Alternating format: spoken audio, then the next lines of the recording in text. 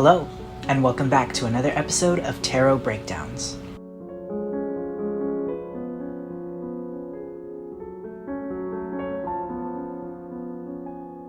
My name is Salem Strikes, and I'll be your host as we deep dive into the High Priestess card. The High Priestess is our divine feminine guide on our journey beyond what is mysterious and unknown to the conscious mind. What can we learn from her symbols in tarot?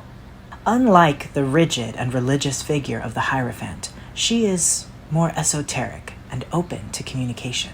She is associated with the element of water, very much like the oceans of our own awareness. On a conscious level, the surface of our mind may seem familiar, but what lies beneath? All may not be as it seems. In order to find out, the High Priestess urges us to take a leap of faith into the deeper waters of our mind. The human brain communicates in patterns or ideas that can be obscure, and at times abstract. Learning how to interpret these thoughts can help us understand ourselves on a deeper level. This is the basis for how tarot is meant to be read and interpreted. Anything and everything can be interpreted as a message from ourselves, but the accuracy of our interpretation depends on our level of intuition.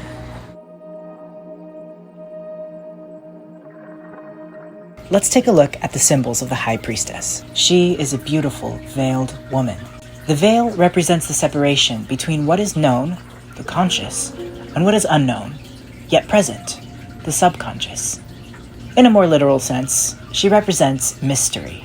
In the reversed position, this can mean secrecy rather than open communication.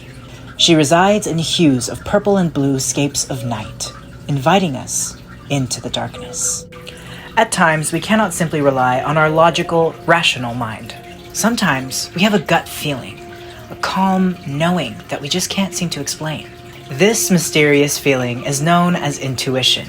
The crescent moon at the foot of the High Priestess represents the cycles of intuition that we must learn to trust. Crude intuition, a simple hunch or once-in-a-while gut feeling that turns out to be right, can be honed into semi-intuition and even true intuition through meditation and practice. The full moon represents the peak of true awareness of an outcome or situation.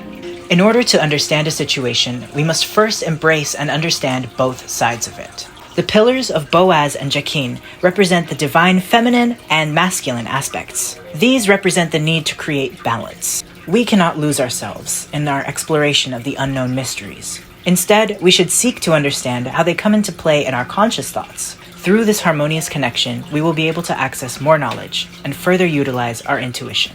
The key to understanding the High Priestess is not always clear, like the surface of a still pool of water.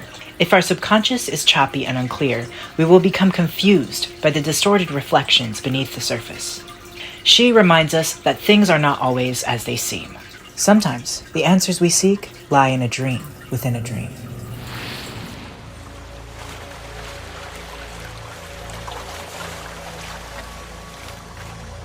Thanks for watching, and I hope this gave you a better understanding of the High Priestess in tarot.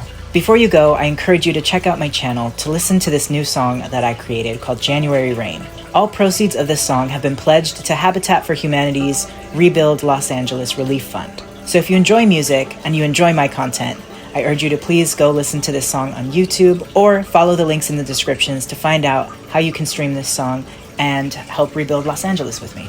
This has been a tarot breakdown of the High Priestess. I hope you enjoyed, and I'll see you back for the next one.